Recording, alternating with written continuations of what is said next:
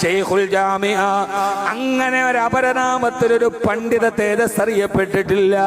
ജാമിഅ നൂരിയ പത്തിക്കാടിന്റെ എല്ലാത്തിന്റെയും ആത്മീയ വെളിച്ചത്തിന്റെ ഉടയോനായി ലോക ഭൂഖണ്ഡങ്ങളുടെ നെറുകയിൽ മലയാള പാണ്ഡിത്യത്തിന്റെ ഗരിമയെ കൊണ്ടുപോയി എത്തിച്ച ഈ ദേശാന്തരങ്ങൾക്കപ്പുറത്തേക്ക് ഇസ്ലാമിക ശബ്ദമായി മാറിയ മഹാനായ ഷെയ്ഖുൽ ജാമിഅ ആലിക്കുട്ടി ഉസ്താദ് അവറുകൾ മഹാനവറുകൾ അദ്ദേഹത്തിന്റെ പ്രിയപ്പെട്ട ഖാദിം.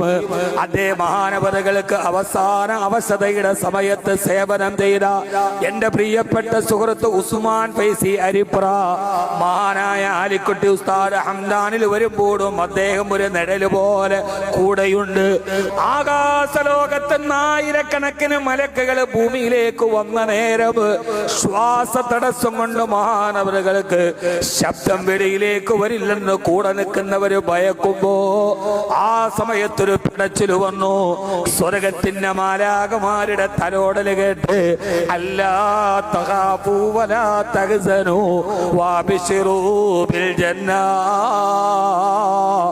സ്വർഗം കണ്ടുകൊള്ളൂ എന്ന വാക്ക് കേട്ട് മാനവരുകൾ 3 പ്രാവശ്യം ഉറക്കെ ലാ ഇലാഹ ഇല്ലല്ലാഹ് ലാ ഇലാഹ ഇല്ലല്ലാഹ് ലാ ഇലാഹ ഇല്ലല്ലാഹ് പറയാൻ എളുപ്പമാണ്. 3 പ്രാവശ്യം ശ്വാസ തടസ്സം കൊണ്ട് ഒരു രോഗിക്ക് പറയാൻ തടസ്സമുള്ള സമയത്ത് ഒരിടതടവില്ലാതെ ഒരക്ഷരത്തിന്റെ സ്ഖലനമില്ലാതെ നല്ല സ്ഫടിക സമാന സ്ഫുടതയോടെ 3 പ്രാവശ്യം ലാ ഇലാഹ ഇല്ലല്ലാഹ് പറഞ്ഞു. ഷെയ്ഖുൽ ജാമിഅ വിട പറഞ്ഞു.